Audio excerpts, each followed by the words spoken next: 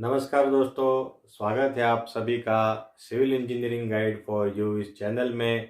आज हम देखेंगे बेसिक सिविल इंजीनियरिंग के चैप्टर नंबर 2 में। पिछले चैप्टर में हमने जानकारी ली थी घर बनाने और घर खरीदने में क्या डिफरेंस होता है इसके बारे में। आज हम जानकारी लेंगे घर खरीदते समय क्या क्या चीज़ों का ख्याल रखना चाहिए, कौन सी चीज़ें हमें ध्यान में रखनी चाहिए, किस तरह की प्रॉपर्टी का चुनाव हमें करना चाहिए जिससे प्रॉपर्टी खरीदने के बाद, घर खरीदने के बाद हमारी जो खुशियाँ उससे रिलेट होती है वो बरकरार रहे, वो बढ़े। तो आइए जान लेते हैं प्रॉपर्टी खरीदते वक्त किन किन चीज़ों का हमें ख्याल रखना चाहिए। Purpose of buying house. हर किसी का प्रॉपर्टी खरीदने के पीछे का पर्पस, अपना उद्देश्य अलग अलग होता है। किस उद्देश्य से हमें घर खरीदना है ये सबसे पहले जान लेना ज़रूरी होता है। First own house. किसी के पास कोई कारणवश अपना पुश्तैनी घर मकान नहीं होता है तो वो अपने परिवार के लिए पहला घर खरीदने की कोशिश करते रहता है। या फिर काफ़ी केसेस में गांव से शहरों में आए हुए लोग, नौकरी के सिलसिले में या बिजनेस के सिलसिले में आए हुए लोग, काफ़ी सालों के जॉब के बाद, बिजनेस के बाद, काफ़ी सालों में किराए के मकान में रहने के बाद अपना पहला घर अपने लिए, अपने परिवार के लिए खरीदना चाहते हैं। Investment purpose. रियल इस्टेट में इन्वेस्टमेंट काफ़ी आम सी बात है और ये मुनाफा देने वाला इन्वेस्टमेंट साबित होता है। इस तरह के परचेसिंग में किए हुए इन्वेस्टमेंट पे अच्छा रिटर्न मिलना ये उद्देश्य होता है। इन्वेस्टमेंट पर्पज से वो प्रॉपर्टी चुनी जाती है जिसके कम से कम समय में ज़्यादा से ज़्यादा रेट बढ़े ताकि रीसेल वैल्यू हमको ज़्यादा मिल सके। या फिर अगर प्रॉपर्टी रेंट पे चढ़ाना है तो अच्छा रेंट हमें मिल सके। ऐसी प्रॉपर्टी का चयन किया जाता है जो फ्यूचर में सेल आउट करने के लिए या फिर रेंट से देने के लिए आसानी हो।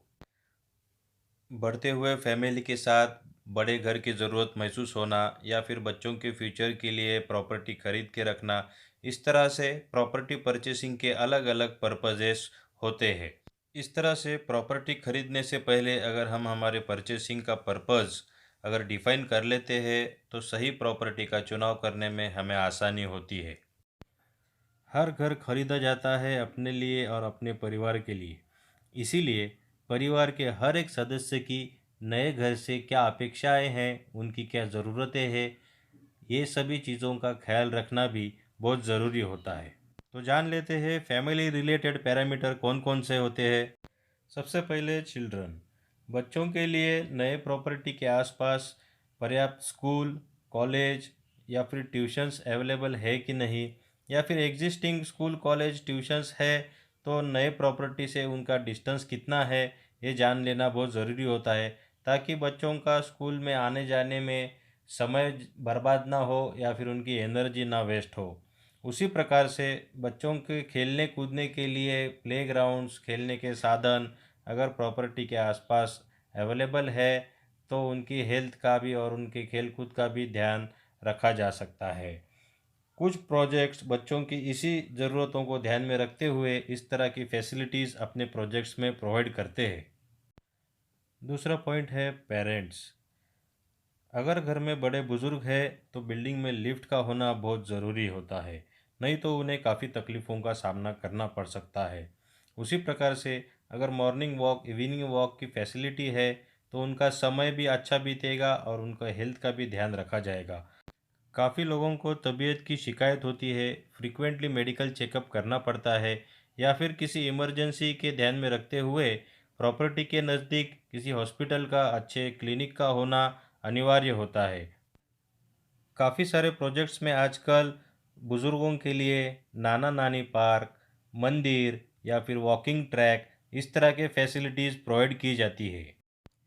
घर की महिलाओं के लिए रोज़मर्रा का सामान, तरकारी वगैरह, इन्हें खरीदने के लिए आसपास में शॉपिंग मार्केट है कि नहीं, वहाँ तक जाने के लिए प्रोजेक्ट में या फिर प्रोजेक्ट के आसपास का एरिया सुरक्षित है कि नहीं, या प्रोजेक्ट के आसपास कोई रिलेटिव वगैरह रहते हैं कि नहीं, ये सब चीज़ों का ख्याल रखना भी ज़रूरी होता है। अगर वर्किंग वूमन है तो वर्किंग प्लेस नए घर के नए प्रॉपर्टी से नज़दीक होना चाहिए, वहाँ आने जाने के माध्यम अवेलेबल होना चाहिए, सुरक्षित होना चाहिए।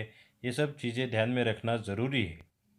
मैन ऑफ द हाउस, आदमी के काम करने की जगह या फिर बिजनेस की जगह प्रॉपर्टी से कितनी दूर है, ये भी देख लेना बहुत ज़रूरी है ताकि आने जाने में समय खर्च ना हो। प्रॉपर्टी के आसपास दोस्तों या रिलेटिव्स का होना भी ज़रूरी माना जाता है ताकि मेलजोल बढ़ा रहे। उसी प्रकार से हर एक आदमी के लिए अपना घर एक अभिमान की बात होती है, ये नज़रिया भी ध्यान में लेना ज़रूरी है। घर पर मेहमान या रिश्तेदारों का लगातार आना जाना या फिर रहना होता हो तो उनके लिए अलग से गेस्ट बेडरूम की व्यवस्था होनी चाहिए।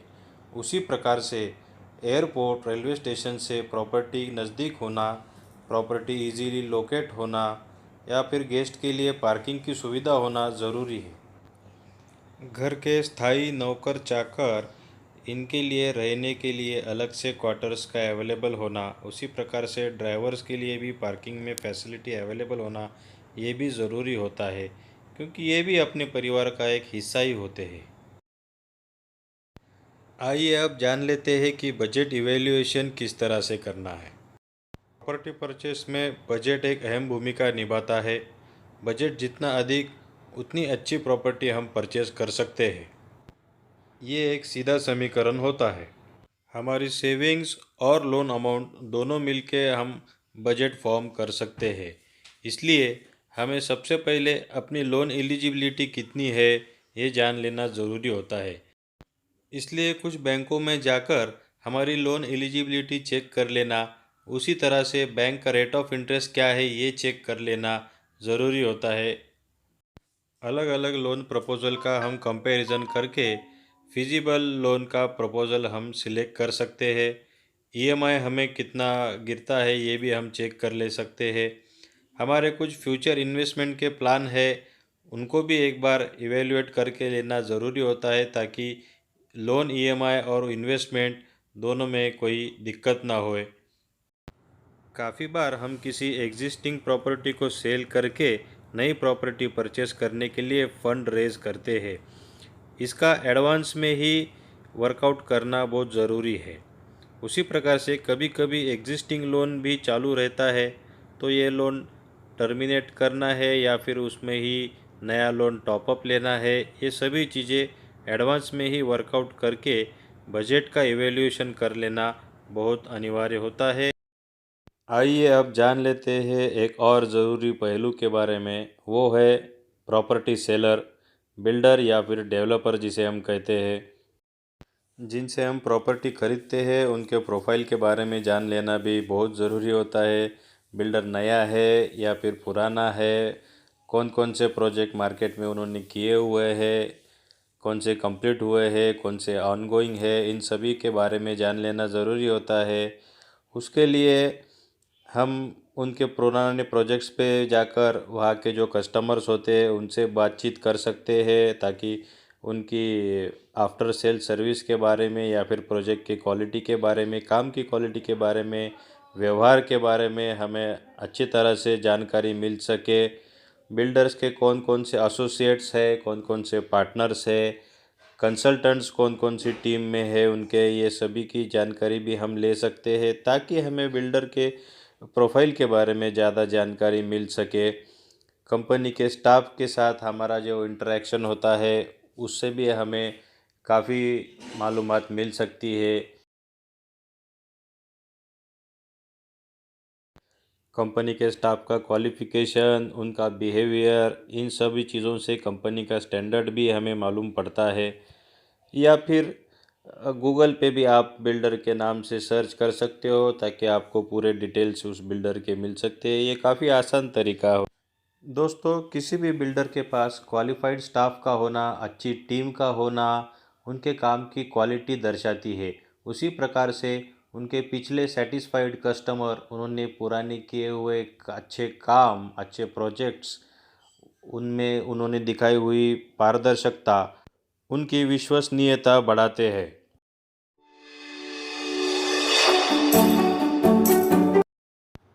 आइए अब जान लेते हैं प्रॉपर्टी से रिलेटेड कौन कौन सी चीज़ें हमें ध्यान में रखना चाहिए। Property related documents. सबसे पहले बिल्डिंग सैंक्शन प्लान हमें देख लेना चाहिए। सैंक्शन प्लान के हिसाब से काम हुआ है कि नहीं ये भी चेक कर लेना चाहिए। उसी में से हमें रेरा रजिस्ट्रेशन नंबर का भी ज्ञान हो जाता है। बिल्डिंग अगर अंडर कंस्ट्रक्शन है तो कमेंसमेंट सर्टिफिकेट, बिल्डिंग कंप्लीटेड है तो कंप्लीशन सर्टिफिकेट बिल्डर ने लिया हुआ है कि नहीं ये भी चेक कर लेना चाहिए। उसी तरह से लेटेक्स टैक्स पेड की रिसिप्ट्स, बेटरमेंट चार्जेस की रिसिप्ट्स आदि भी देख लेना चाहिए। कई प्रकार के नो ऑब्जेक्शन सर्टिफिकेट्स जैसे कि fire department, pollution control department, water works department आदि के एनओसी सर्टिफिकेट भी हमें चेक कर लेने चाहिए। बिल्डिंग के फ्लोर प्लान भी हमें केयरफुली स्टडी कर लेने चाहिए। फ्लोर प्लान में हमें रूम साइजेस, रूम ओरिएंटेशंस जैसे एंट्रेंस डोर किस दिशा में है वगैरह अच्छी तरह से देख लेने चाहिए। Kitchen, store, kitchen top, utility area आपके अपेक्षानुसार है या नहीं यह देखना चाहिए। बालकनी कितनी है और क्या साइज़ की है ये भी चेक कर लीजिए। इसी प्रकार से सर्विसेज का ड्राइंग भी हमें देख लेना चाहिए जैसे कि इलेक्ट्रिकल ड्राइंग, प्लम्बिंग ड्राइंग आदि। पर्याप्त पॉइंट्स आपके ज़रूरत के अनुसार दिए गए हैं कि नहीं इससे यह पता चलता है। इन सब के लिए आप किसी प्राइवेट आर्किटेक्ट की भी मदद ले सकते हैं। काफ़ी बिल्डर्स अपने प्रोजेक्ट्स में एक्स्ट्रा एमिनिटीज़ भी प्रोवाइड करती है जो कस्टमर्स को अट्रैक्ट भी करती है और भविष्य में उनको सुविधाएं भी उपलब्ध करा देती है। इन एमिनिटीज़ में जैसे गार्डन है, किड्स प्लेग्राउंड है, जॉगिंग ट्रैक है आदि सुविधाएं उपलब्ध होती है। या फिर मॉडर्न एमिनिटीज़ में जैसे क्लब हाउस है, स्विमिंग पूल है, एम्पी थिएटर है, जिम्नेशियम है, लाइब्रेरी है आदि सुविधाएं भी हमें उपलब्ध हो जाती है। ये सुविधाएं हमारा लिविंग एक्सपीरियंस जो है काफ़ी एनहांस करती है। कनेक्टिविटी ऑफ प्रॉपर्टी या फिर अप्रोच टू द प्रॉपर्टी, इसमें हमें प्रॉपर्टी तक जाने के लिए अच्छी सड़कें, अच्छा रोड नेटवर्क अवेलेबल है कि नहीं ये देखना चाहिए। काफ़ी बार प्रोजेक्ट सिटी के बाहर, म्यूनिसिपल लिमिट के बाहर होते हैं जहाँ पे लैंड कॉस्ट कम होने की वजह से प्रॉपर्टी की कीमतें कम होती है। मगर ऐसी जगह पे अगर प्रॉपर्टी को जाने के लिए रास्ता ही नहीं है तो ऐसी प्रॉपर्टी खरीदने का कोई मतलब ही नहीं होता है। काफ़ी बार बिल्डर मुरूम, मट्टी या पत्थर डाल के टेम्पररी रास्ता बना देता है जो साल 2 साल में ही ख़राब हो जाता है। सिटी के अंदर भी अपने प्रॉपर्टी पे जाने के लिए चौड़े पक्के रास्ते है कि नहीं ये देख लेना ज़रूरी होता है। काफ़ी बार संकरी गलियां, नैरो रोड्स या फिर ट्रैफिक जाम वाले रोड भी हमारे लिए परेशानी का कारण बन सकते हैं। सराउंडिंग लोकेलिटी, अपने प्रॉपर्टी के आसपास के लोकेलिटी का भी सर्वे कर लेना ज़रूरी होता है। ये आप पे डिपेंड करता है कि आप किस लोकेलिटी में रहना पसंद करते हो या फिर पसंद ना करते हो। इसीलिए प्रॉपर्टी का सराउंडिंग एरिया भी देख लेना ज़रूरी है।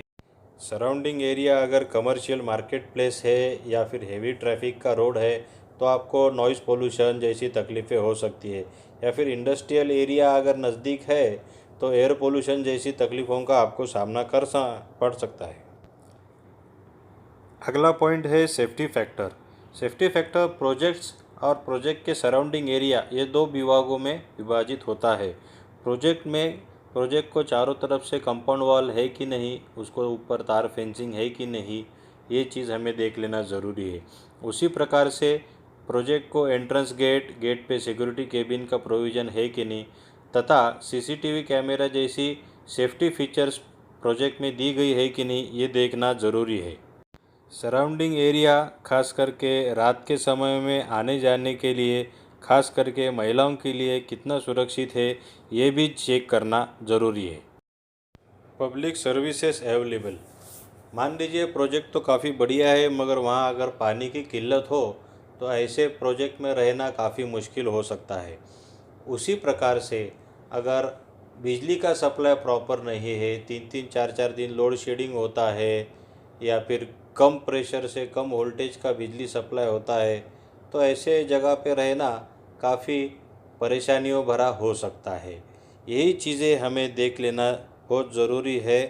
उसी तरह से पब्लिक ट्रांसपोर्ट जैसे कि बस है या फिर ऑटो रिक्शा, इस तरह की सर्विसेज का प्रोजेक्ट एरिया में अवेलेबल होना भी ज़रूरी होता है। इन सभी चीज़ों का एक बार सर्वे करके मालूमात कर लेना चाहिए। तो दोस्तों, आज हमने देखा कि घर खरीदने से पहले किन किन चीज़ों के बारे में हमें ध्यान रखना चाहिए। काफ़ी सारे पैरामीटर्स जो प्रॉपर्टी चुनाव के लिए हमें सहायक होते हैं, उनके बारे में हमने जानकारी ली। तो इसके लिए मैं आपको एक सिंपल सी मेथड बताऊंगा, जिस मेथड में आपको एक 10-15 मिनट खर्च करके ही आपने जो भी प्रॉपर्टीज़ देख रखी है उन प्रॉपर्टियों का, और आपने जो पॉइंट्स आपके सिलेक्ट करके रखे हुए उन प्रॉपर्टियों का कंपैरिजन करके उन प्रॉपर्टियों में से आपके लिए सूटेबल जो भी प्रॉपर्टी ज़्यादा से ज़्यादा सूटेबल है उस प्रॉपर्टी का आप चुनाव 10 से 15 मिनट में कर सकते हैं। दोस्तों, वीडियो काफ़ी लंबा हो चुका है। सही प्रॉपर्टी चुनने की जो मेथड है उसका अगला वीडियो ज़रूर देखिएगा। तब तक के लिए इस वीडियो को शेयर करिए, लाइक करिए, सब्सक्राइब करिए, ताकि अगली नोटिफिकेशंस आपको मिल सके। अगला वीडियो ज़रूर देखिएगा, वो वीडियो देखोगे तभी इस वीडियो का आपको फ़ायदा होगा। तब तक के लिए थैंक यू। जय हिंद।